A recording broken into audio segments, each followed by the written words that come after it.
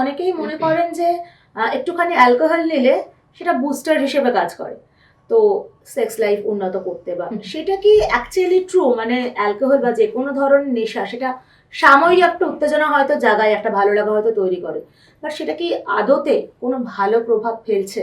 দীর্ঘদিন ধরে মানে আপনি যেটা বললেন খুব স্মল কোয়ান্টিটি, তাই তো? হ্যাঁ, সেটা হয়তো ইনস্ট্যান্ট কিছুটা উপকার দেবে, কিন্তু আমি বলবো যে এটা যখন আপনারা নিয়মিত করতে থাকবেন, অ্যালকোহল এমনই একটা জিনিস না, আপনি যতই মনে মনে ভাববেন আমি কাল থেকে আর খাবো না, ছেড়ে দেবো বা পান করবো না, সেটা আপনি কখনোই পারবেন না। এটা কিন্তু এর পরিমাণ কিন্তু আপনার বাড়তে থাকবে, কিন্তু যখনই এটার আপনার পরিমাণ বাড়তে থাকবে আপনার কিন্তু নার্ভাস সিস্টেমে ডাইরেক্টলি এফেক্ট ফেলবে। ইভেন আপনার রক্তে ট্রাইগ্লিসারাইডস কিন্তু অনেক বেড়ে যেতে পারে, ঠিক আছে? আরেকটা জিনিস যেটা লো ডেন্সিটি লাইপোপ্রোটিন, যেটা হচ্ছে ব্যাড কোয়ালিটির ফ্যাট, সেটাও কিন্তু আপনার বেড়ে যেতে পারে। লিভারে এসজিওটি এসজিপিটি বেড়ে যেতে পারে। সুতরাং আমি বলবো এগুলো ভ্রান্ত ধারণা যে ড্রিঙ্ক করলে সেক্স লাইফ আরো ইমপ্রুভ করা যায়।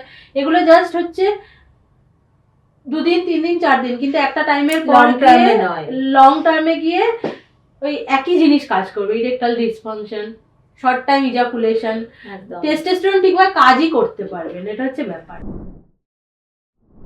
সম্পূর্ণ ভিডিওটি দেখতে ভিজিট করুন আমাদের ইউটিউব পেজ দ্য ওয়ার্ল্ড আরোগ্য।